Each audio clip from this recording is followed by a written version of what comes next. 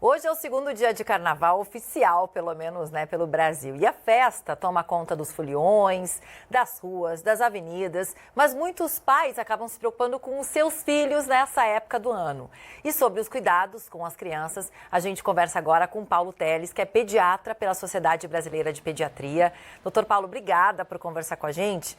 Vou começar, na verdade, com os pais e as crianças foliões, né? Aqueles que levam os filhos ou para um clube, ou para os bloquinhos na rua, enfim. Quais os principais cuidados para ter com essa criança? Alimenta antes, depois, água, pode glitter, não pode? Conta pra gente os segredos. Boa tarde, bem-vindo.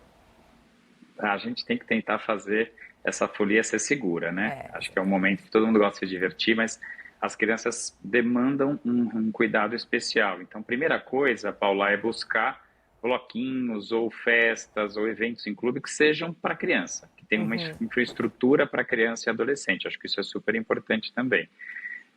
Outro ponto é, muitas vezes tem muita gente, então a chance de você perder a criança é grande. Então, sempre explicar, conversar aonde ela vai pedir ajuda, caso ela se perca, deixar um ponto de referência para que ela encontre, e acho importante também identificar as crianças, principalmente as crianças menores, uma pulseira ou um crachá com o telefone dos pais. Hoje em dia tem até aqueles tags, tem até, a gente usa a tecnologia para encontrar as crianças perdidas. Acho que entre os pontos, na hora de sair de casa, escolher o bloquinho, escolher a festa, acho que esses são 3 pontos muito importantes.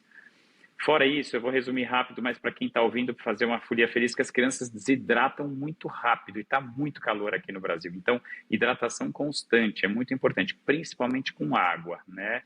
Proteção solar, caso esteja num ambiente aberto. Então, lembrar de passar meia hora antes, se tiver muito suor, muita água, às vezes tem água, tem folia, vale a pena repassar a cada 2 horas. E fantasias seguras, cuidado com o que você vai escolher. Às vezes a criança vai ter mais chance de desidratar, ou algum cordão, ou algo que possa machucar também. Sempre supervisionar as crianças, né? Acho que isso é muito importante, estar de olho o tempo inteiro.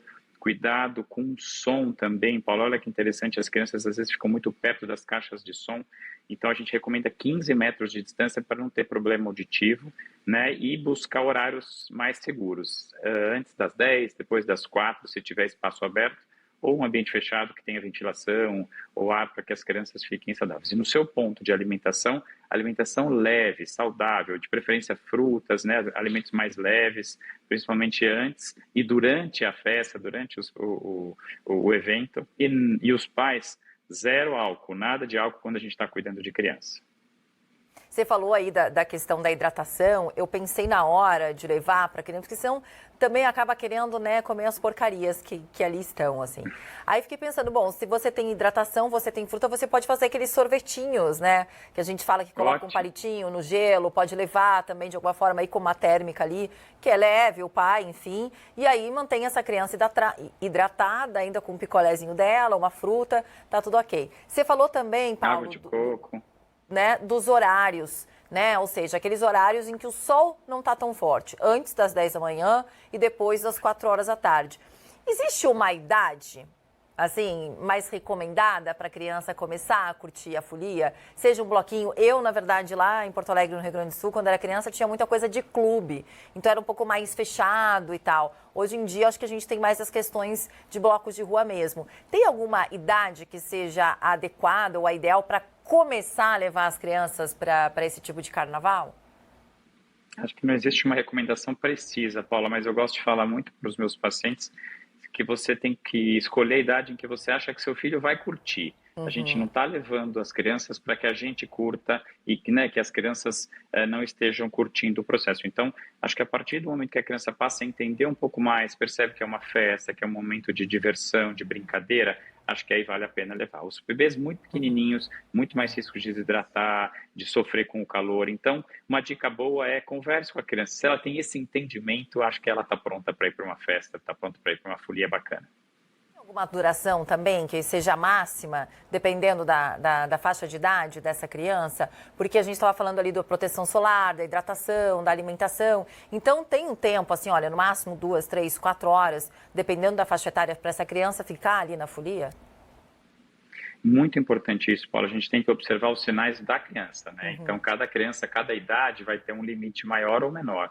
mas a hora que a criança começa a se queixar, fica mais caída, fica, né, não está tão animada, pulando, está mais dando sinais de cansaço, e as mães e os pais sabem bem o sinal de cansaço, irritabilidade, reclamação, começa a reclamar, acho que essa é a hora de ir para casa. Mas eu acho que não tem um período mínimo ou máximo que a gente recomenda, acho que é muito importante os pais observarem cada criança, e mais uma vez, o pai pode estar curtindo muito, mas se a criança começa a ficar cansada, dá sinais de exaustão, que está ficando mais caída, vai para casa descansar, ou então vai para um lugar mais reservado, faz uma alimentação, hidrata bem a criança, daqui a pouco ela volta animada e aí vocês conseguem curtir um pouco mais a festa ou o bloquinho. Também porque sempre quando tem a questão da escola, começa o ano escolar, a criança acaba voltando ali com algumas doenças, né? Algumas questões inflamatórias ou respiratórias, enfim. Nesses bloquinhos também, o que a gente tem de mais comum que acaba acontecendo aí de consequências com as crianças e se tem como os pais preveni-las de alguma forma?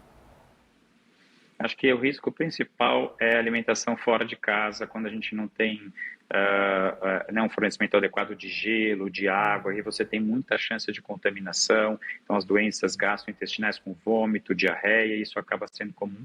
Qualquer aglomeração, e aí a gente está falando de, como você falou, de clubes, de festas fechadas, você tem muito mais chance de transmissão de vírus respiratórios, então todos os quadros virais são importantes para a gente pensar, influenza, gripe, resfriado, né?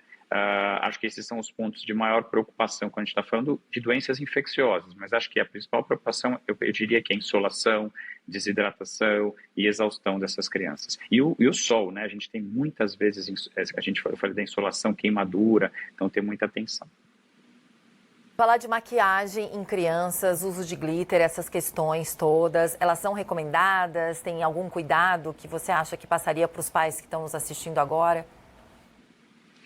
É difícil, né? Mas criança não faz skincare, criança não tem que usar maquiagem que não é para a idade. Então, busquem produtos que são dermatologicamente testados em crianças, que não sejam tóxicos, então atóxicos, e muita atenção com os olhos, com a mucosa, então olho, narina, boca, porque às vezes isso vai com os suores, pode escorrer para dentro do olho da criança, ela pode levar em sua boca, então buscar produtos que sejam específicos para a criança, né, que tenham cuidado para a criança, são feitos para a criança e testados já e aprovados e que não sejam tóxicos. Mas o ideal é que a criança brinque sem muito risco, né? Acho que a maquiagem a gente tem que ter um pouco de atenção.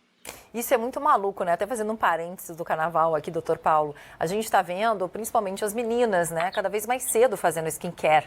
Né? Uma coisa assim que garotas de 5, 6 anos comprando produtos, até porque tem influenciadoras dessa idade nas redes sociais. Eu nessa idade não fazia nada, o máximo que eu me maquiava, porque eu apresentava ali no final do ano no balé e no jazz, a minha avó me maquiava e a minha avó tirava a minha maquiagem para essa apresentação. Isso é algo que é recomendado? Vocês têm conversado entre vocês, assim, médicos que cuidam de crianças, isso está preocupando a classe médica de alguma forma?